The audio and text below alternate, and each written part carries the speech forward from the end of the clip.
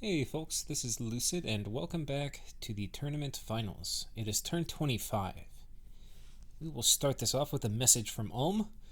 I did not expect Pythium to move so many mages communicants there because now those are not all available to defend his cap. And I feel like he needs everything he can get. So he got a small victory in wiping a raiding squad, but I think it's a bad positional move. If he moves to retake his cap circle, as I move into his cap with that army, it would kill my reinforcements, so those will stay put for one turn.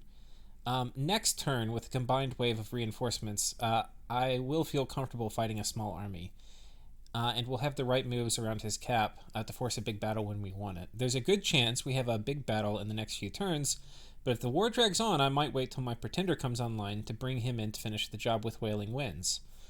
I want to recruit more sappers versus him, but I need to recruit some guardians just in case Vanheim does something funny. On the one hand, he wanted peace, but we don't have a nap. On the other hand, he was collaborating with Pythium against Cetis, though with limited success. And I guess with their massive 13 MR, the guardians are not terrible slow slave fodder in the meantime. Message from Vanarus.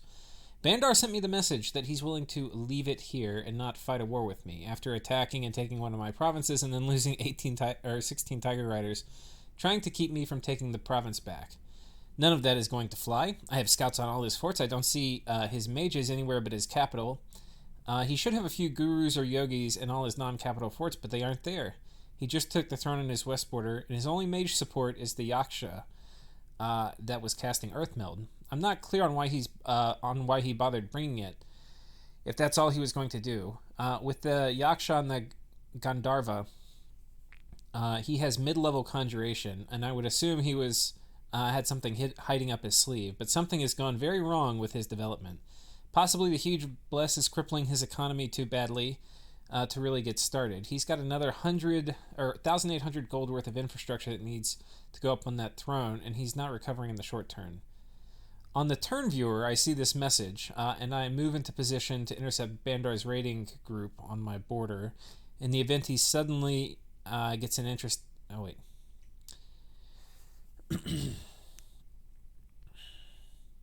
In the event that his sudden interest in peace is completely full of crap and instead mostly just full of it.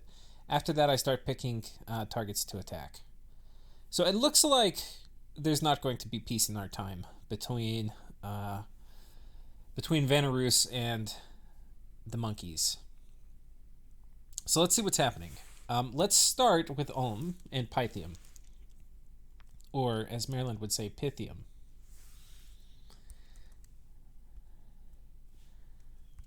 Look at these little budget raiders. I love this. I really love this. I'm not going to lie. I love this.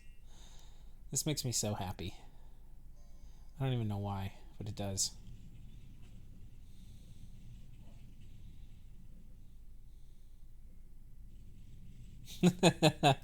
So happy. Okay, so Ulm was worried about running in. I guess he's worried that because he had this province, he could have put PD. I guess if he concentrated forces from here and here, they probably could have killed some of the reinforcements. Now we have Ulm going on top of Pythium with his goon squad. Oh, I probably need to adjust volume, don't I? And it's just PD here, so.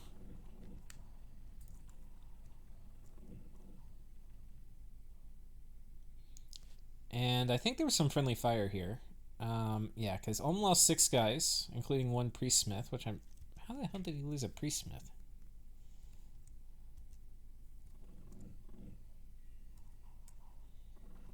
Okay, it must have been a javelin in that first salvo. Came back here and hit one of these guys. But, okay, so he lost one of these guys, but almost certainly...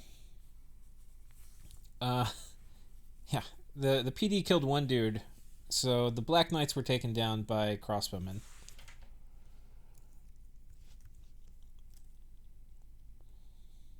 So now Ulm's in a bit of a situation.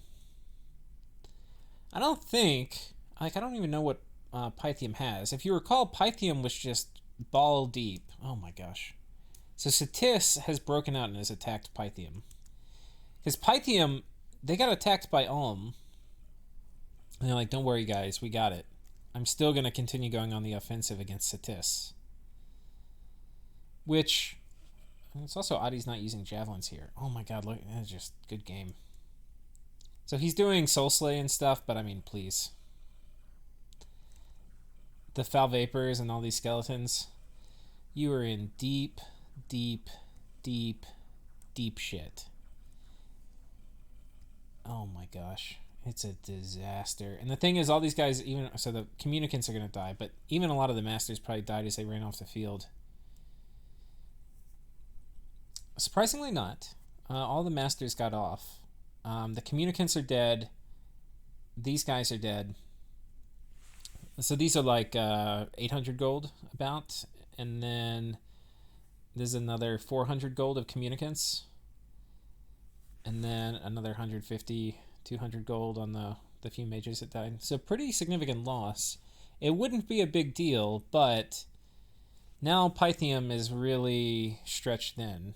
There's not a, like, I don't know if these guys could have made it back to their cap in time, but, I mean, they probably could have if they had moved here, and then, yeah, they probably could have gotten back in time for a big cap battle, but now they're dead. And furthermore, not only are they dead, but they now have no force to project. Like, even if you just moved them back here, I mean, losing...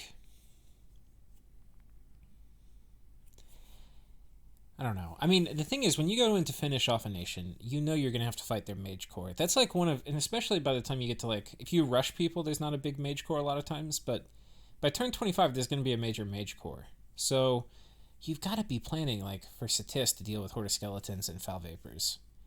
And this was just woefully insufficient, in my opinion, to deal with this. I mean, on Monday morning quarterbacking this, but this was just such a greedy move. Such a greedy move. Oh, boy. And so anyway, yeah, now he doesn't have the ability to project any force down here to control this fort, and he doesn't have this army to fight on his capital. But Pythium has been doing good scripting, and buffing up his troops, and then having people jump in communion, so it's possible... with some clever scripting, he still could defend his capital. I mean, clearly the player thinks they can handle this. So we'll see. Like, when they send this army south, they say we're going to keep going.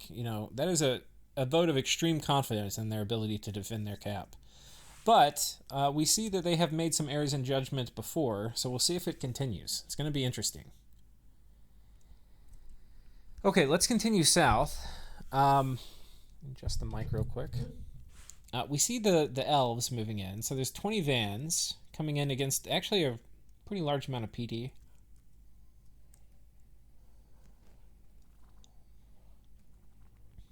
And that will do it. Magic weapons attack 5. Holy crap.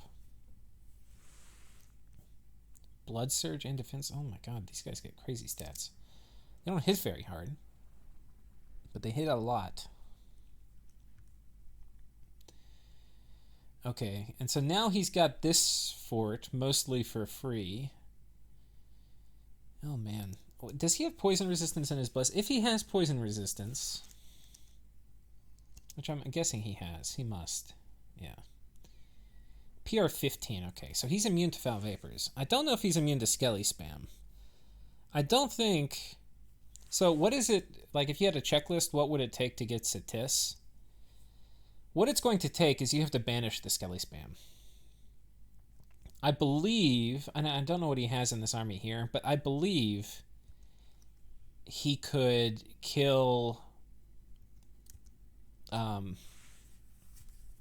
pretty much all of the Satis troops. But to get through 12 Marsh Masters of Skelly Spam, you're going to need probably like 4 or 5 priests at a minimum, like Holy 2 priests, maybe even more, maybe like 8 priests that are just going to spam banishment. Because they're going to make them faster than you can kill them with just your vans. But if this is the only trick they have, like they don't have Soul Slay Communions or anything yet, which is something Satis can do. It could still be a good matchup. So it's going to be interesting to see what he does. The other thing Van could do is, especially if he knows, which I think he would, that Ulma's attacking Pythium, he could just take over ownership of all of this part of Pythium's stuff, which would probably not be a bad deal, and then slow grind out taking this. Though you kind of probably want to cork it. And, the Einheers actually are not going to be great for this part of the job, because they are not blessed. So the Foul Vapors will kill them, and they'll get fatigued out from Skelly Spam. So you want to keep the Einheers away, but you want priests. You want a lot of priests. So priests and Vans probably could take this. Okay. Enough repeating myself. Let's see what's happening on the Sea Elves front. They kill some Vine Ogres. Here they storm a fort, and they lose some of their siege chaff.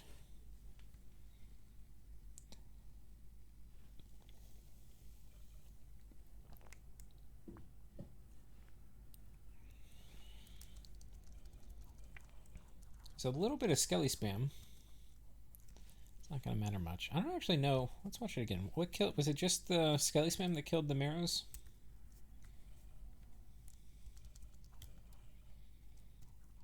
Oh, it's these slingers is what did it. I forget. MA Satis has the best PD wall defense. I mean, not if you have poison resistance, but damn.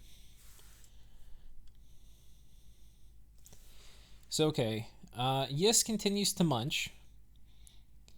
Oh my god. I would be having a damn near panic attack if I were End.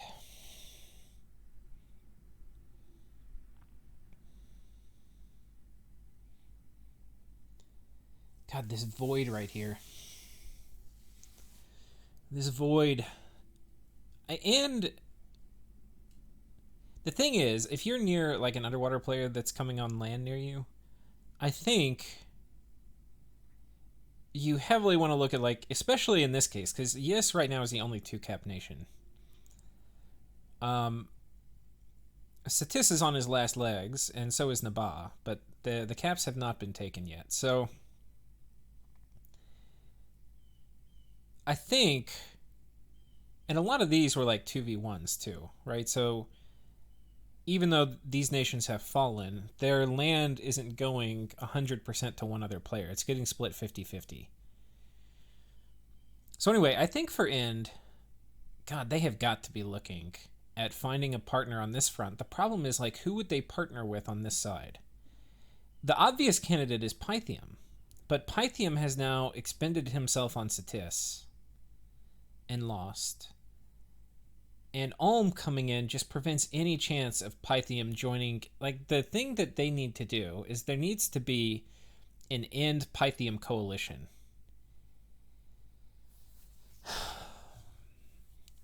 And two things are going to keep that from happening. One is Pythium losing his army here on top of Satis's cap. Which, I don't know how much Foul Vapors... Like, if he didn't have Foul Vapors, it may have been that Pythium could have taken it. But this is really late in the game. Like, turn 25, Satis, even on a bad game, like on a rough start, is going to have Foul Vapors, I think. So, if he didn't have Foul Vapors, there's a chance he could have Soul Slayed his way through, through that squad. And once you Soul Slay enough, it's not going to target the skeletons. So as long as the skeletons don't kill you, you'll eventually kill all the mages and stuff. But I don't know. I think it's so risky. So, but Pythium getting weakened by failing on Satis and now with Ulm attacking, there's no one else to go with them here on Yes. And I would not want to fight Yes 1v1 as End. You only get one chance. And if you mess up, you lose a major army, Yes is going to eat all of your stuff. Now, that said, we talked about it before. End actually has pretty good troops. The Gogs are pretty good. They're going to go berserk. They're going to have really high attack scores. And they're not going to be affected by Repel because they're really friggin' angry. So he's definitely one of the key components in dealing with Yes. And he also has Astral Mages, which are pretty good. Especially with Well, you can't really fluff the Gogs because they're undisciplined. Um, I mean, you can maybe hit them with Battle Fortune and stuff if you position them well. And I think you would maybe want to try, but you can also do a bit of fluffing and then just jump in a Communion and drop Soul Slays.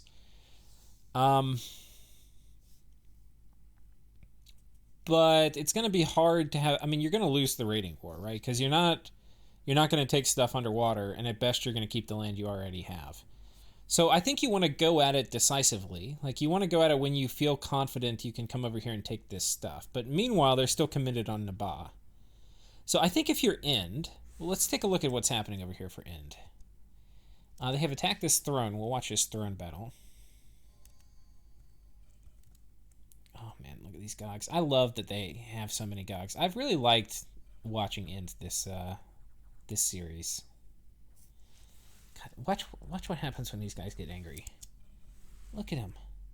16, 16, 17. I mean, these are like Ocelotos that you buy with gold. I mean, not quite, but damn, look at that. Do you imagine you put luck on them and body ethereal? You know, if you're going to be fighting Yes, you want to get like fire resistance on them somehow if you can.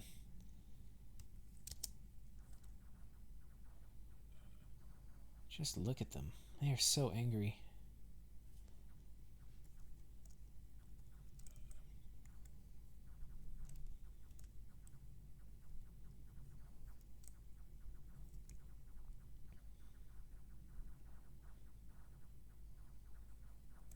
Now, they don't have great defense. I think you do want to look at protection buffs for them, but... or like luck. But man, he only lost one. Holy shit. This is a scary throne. Skelly spam only lose one dude without bringing really any mage support. See, this is a scary army. Like, End is strong. They caught some... or I think they just took this province from Nabah. We have a Scrotty YOLOing on top of... Please tell me you brought anti-thug defense. So he's got air elementals, I'm assuming. But on this side we have... Homoslice is a prophet, which I guess was just to bless this guy.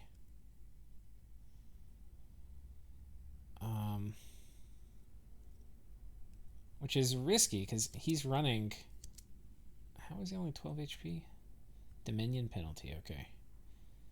I don't know. You have to be a little careful with... I don't know how the total HP gets calculated here, but you got to be a little careful with HP running your Scrotty by having... Like, if this dude counts as 12 HP, it won't do it. But if he counts as 36, he still won't do it, but it'll get close. Okay, so Scrotty, 20% regen. He's doing quickness, quicken self. And he's just going to... His goal is going to be just to chop his way through all the things.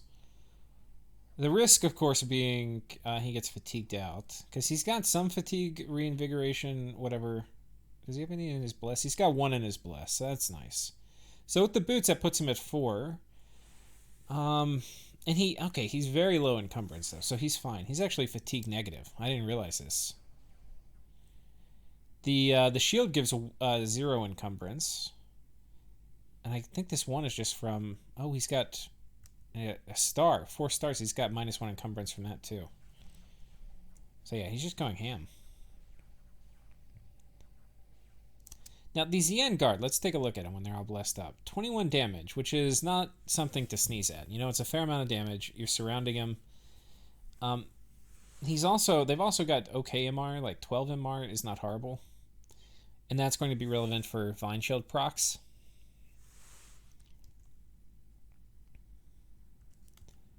So I'll slow it down. We'll just kind of look at it. I think you probably want Breath of Winter here. Because over time it's going to fatigue these guys out. Do they have cold resistance? They don't. Now, this is going to be in Heat Dominion, right? But I think it still will even slowly fatigue people out, even in Heat 3. I don't know how much less effective... I know it's less effective. I don't know how much less effective it is in Heat 3.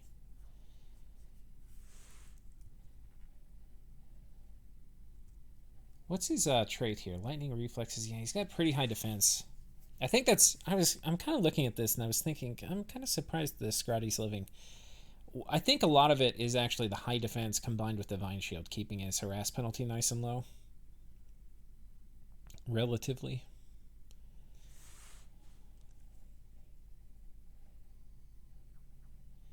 And the air elemental is just really ineffective here. The other thing that can be nice, I don't think he did the big air elementals. We'll watch again at the beginning. And now there's no chance, because all the Zien Guard are done, and it's just the camels. And the camels don't hit nearly as hard. So yeah, he just kills them all. Let's watch it again. I think they did little air elementals.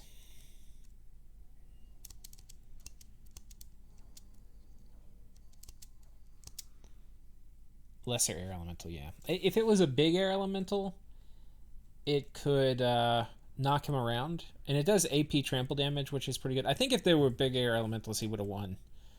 Because it's also going to knock him into, like, expose him to new non-vined people.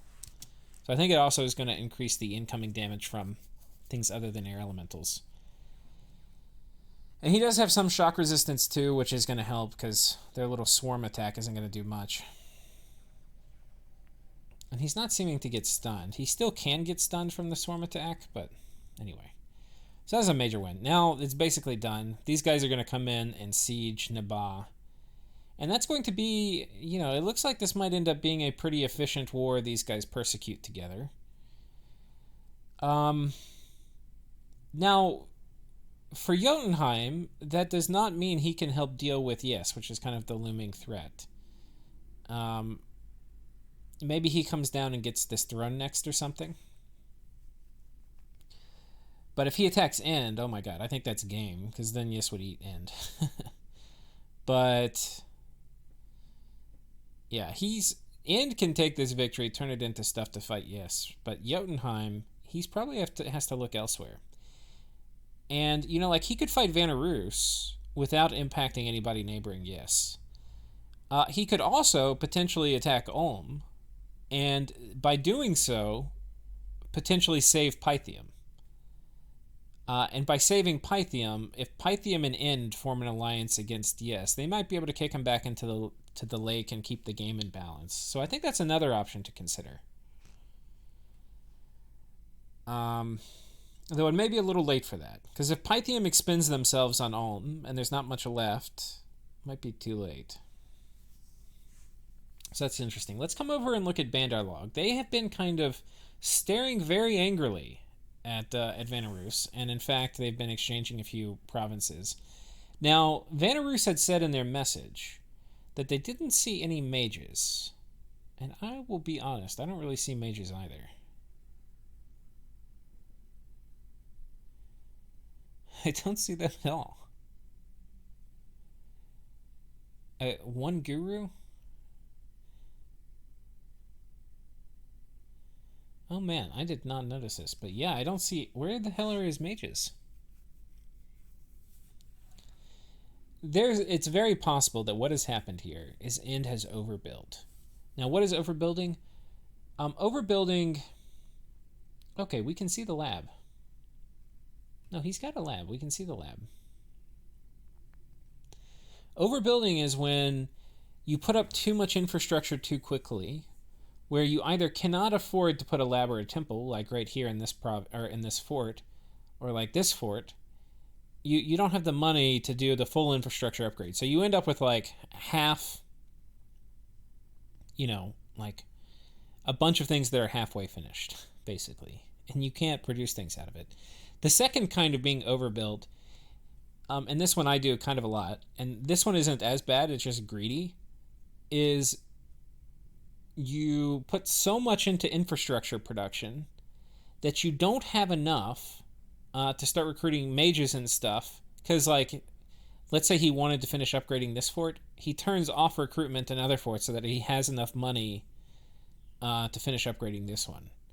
Now, that's fine and all, because that's going to be the fastest way to get the maximum number of mages per turn. But it's greedy. It's really greedy. Okay, Yis has a fort going up here. So we'll have to see. He's still got a ton of these Atavi, who will be pretty okay, actually, against Vanarus. He's got some longbowmen who are also going to be okay against Vanarus. And he's got still a lot of Tiger Riders. It'll be interesting to see. I don't have score graphs, which is unfortunate for research, but I think Vanarus is onto something. I think there's a pretty big tech debt in Bandarlog. I don't think they're researching very much. But they're pretty rich in terms of infrastructure. Let's see if we have... Okay, I turned infiltration off for a while. We'll turn it back on in a bit, but... So that's interesting. In terms of Vanarus... now there's some stealthy things I think they have that we're not going to be able to see, but... They've got some Chud Herdmen here. And they've got more guys over here with a fairly large mage corps. Like, here you can see, look at all these Vanarusian sages.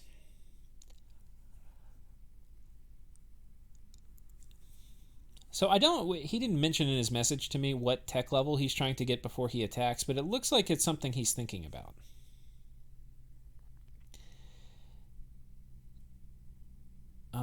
The problem, again, is anytime you attack, especially like Vulture Sea Elves, if he is successful in a war with Bandarlog, he needs to decisively win it. Because if he struggles winning it, or doesn't win it very decisively, then the elves are going to get at least half of it. And he doesn't have a nap with the elves, so let's say he barely struggles through and sieges Bandarlog's cap, but the elves are also attacking. You may find yourself running into a stack of 50 Morvarks when you weren't expecting it. And that is never a pleasant experience. So interesting. We'll have to see. I think, here's my thinking on this. If Vanarus has researched himself into a pretty good position, where he feels like he has a tech edge, and he can use that, mobilize some mages, and win a decisive war, then it's probably a good idea to persecute and go forward. But if he can't, then I don't know. I'm not sure if it's going to be a great move for him. And we know that that because they have Gandharvas, we know they've gone Conjuration, which is kind of shit for Bandarlog, because Bandarlog doesn't have good elementals they can summon, in combat. They just get the Gandharvas and stuff through rituals, which is fine, but it means if you get rushed by a bunch of angry, berserking Chud Herdmen, then you're going to really struggle to defend yourself, because you have to slowly ritual summon these guys, not spam out a ton of guys in combat. So interesting, we'll see. That's kind of like a Cold War right now. And I think we have covered damn near everybody. So I think we're going to go ahead and go to the next turn, which will be turn 26.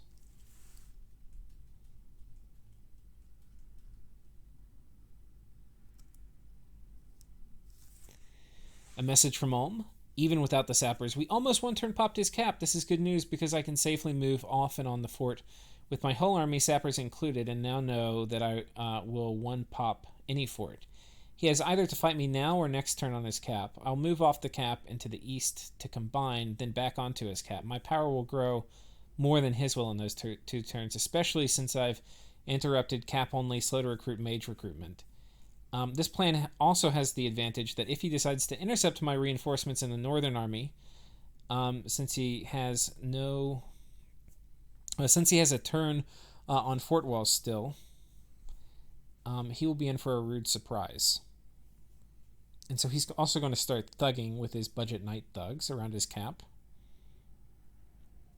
which is pretty dangerous against an astral nation, because he can just do a bit of PD plus one astral mage and mind burn him. We know he has soul slay too, but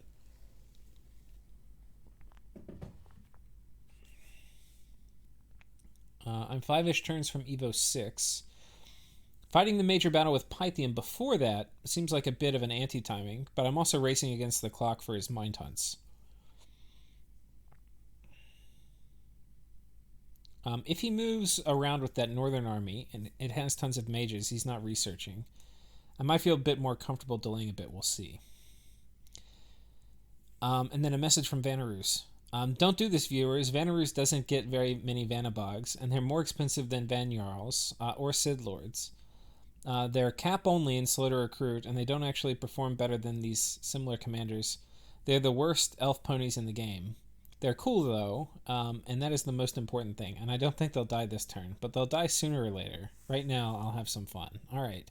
So it looks like Vanarus is rolling out with elf thugs, which we probably get to see. So he's attacked a few provinces. All right, so first with Ulm. So Pythium did not choose to break the cap, and Bandar Log moved back and intercepted a small force. Okay, so he's raiding here with Black Knights, and he's basically combined army. So this is a bigger army than it was before. And he's raided out here also. In 3 provinces.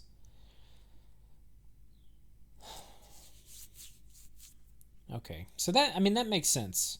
This is pretty good. And if Ulm, it's kind of one of those weird things. If Ulm wins, like if anybody wins a fast, decisive war against their on one hand, he's going to make plenty of space for Yiss to grow. But on the other hand, Yiss is busy gobbling up stuff down here. So, if he can quickly replace Pythium as being the water neighbor on this edge, it might be okay.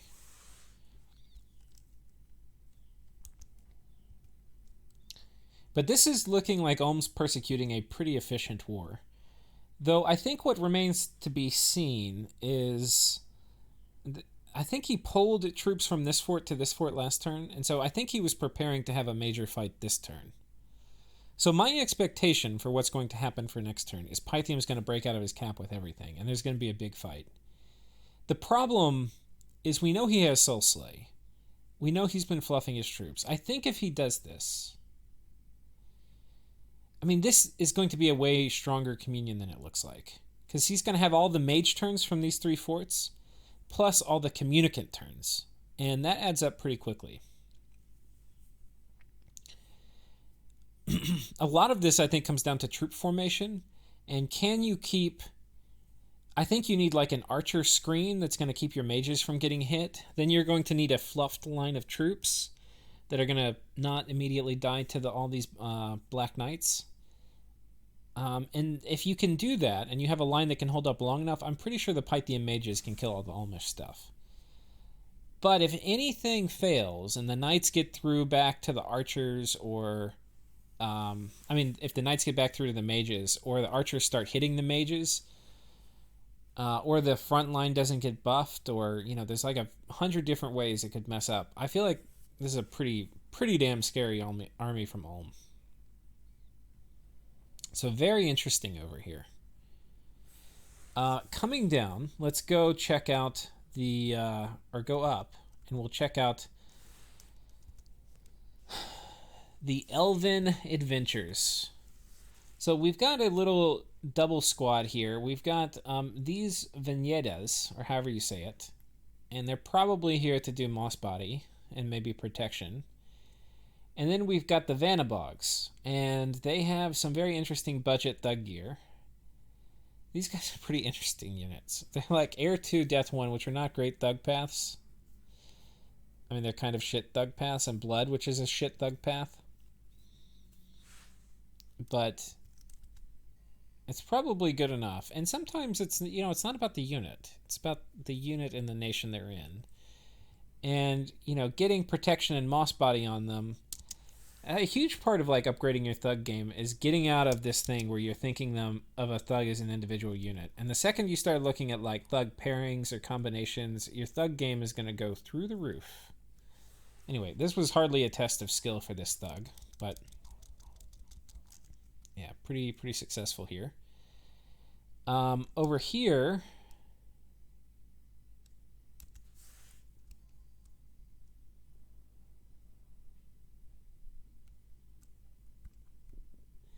Now, again, doing this against an Astral Nation would normally be very scary. Because, like, if you look at this guy's MR, it's 18.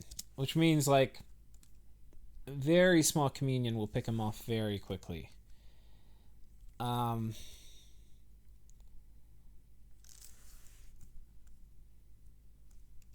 But he has identified through scouting that there's not a lot of mages, which is not something you would normally see on Bandarlog. I feel like Bandarlog, if they're going to get up a lot of forts, you're going to see a lot of mages. Especially just the yogis. The Astral 1 guys, like, there's no reason to not recruit one. They're just outrageously cheap. So anyway, the Cold War has erupted into a hot war.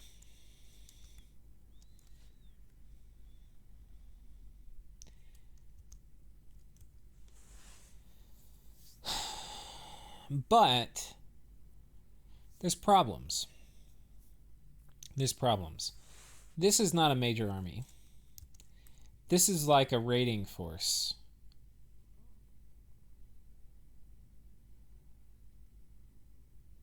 God, here they also do not have a lab. No lab here either. And this one, like the, yeah. White ones, no lab here. I mean, there's a lab, but no mages. So, I don't see, like, Vanarus isn't moving anything to do the killing blow. He's just raiding. You know, which is fine. But I don't think, like, I mean, even with just the stuff he has in his cap, he's got a monolith. He's also got... I don't even see yogis or anything here. Where the hell are his mages? We'll see. If he doesn't have any mages, then it's possible he can just run all over him. But, like, I think these Tiger Riders can probably kill a Vanadrot.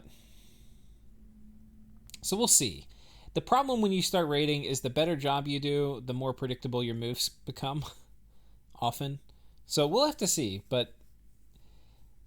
if there was some major force here that was accompanying the raiders, I would feel a lot more comfortable from Vanarus's perspective. And we see he has thug tech, but I don't know what tech he has to win a major conflict. So we'll have to see. We'll have to see. Okay, that's the only news on this front. We can see Yis's fort is finished here. And let's go check out the Satis front. So Satis has broken out of his capital, came over here and killed a thug, though apparently he managed to get himself tricked into having his capital sieged again by 2 Therogs. Whoops. And there wasn't even a battle. He just forgot to put PD back. And then he also broke south. So it kind of sucks for Satis because even though he took these 2 provinces, he can't trace income from them because his cap got sieged. So, wrecked. But yeah. Meanwhile, over here, some of the Morvarks are coming here, but this is not the full Morvark squad. So, and I can't see them all, but they are repositioning somewhere. I don't know where. Atavi archers. I think they're going to come kill Satis, and then probably transition into eating Pythium. I mean, there's no way Yis is not having his predator instinct kick in here. Like, thing when you're sieging a cap too, like, a lot of people are going to have scouts there. So Yis is going to know. Sieging a cap is a very public event. This Pythium army died. He's going to know that Ulm is raiding Pythium. And he's got, I think, a nap with, End and Ulm. So he's going to just tear into Pythium right now, I bet. And eat Satis at the same time. I don't know where they are, but there's a lot of Morvarks over here. And if he doesn't have a nap with End, he may come over here and nab this. And just say, sorry, just coming for this, I'll be back out. Which is something he might do, but not something that End would be happy about. Actually, I'm not sure if they have an app. God, I can't remember. Okay, so anyway. That's what's happening over here. But this is about to be an extremely bloody engagement. And on the Nabah front, indeed, the major Jotun army has now moved in on top of Nabah. Ind is moving a big army, which was here at the throne. You can see a fort's going up here. He's moving this big army over this way. I'm assuming these guys have peace, like have worked something out. But it could be if this fails, Ind wants to jump in. It also could be he's just going to be prepared to go over here and attack Yis. And the more Yis gets over here, the more value there is, like the more to gain there is from a war with Ind and Yis. Like especially if Yis comes over here and gets Satis's cap. If Ind follows behind them and gets all this and Satis's cap, that's a pretty big, bounty to win. And if Yis starts going on to attack Pythium, that's a pretty big bounty for, like Ulm to win by coming in here and fighting Yis off of Pythium. So we'll see. We will see. But not a lot of battles to watch. And with that, I think we will call it for the episode. So I will see you guys next time on turn 27.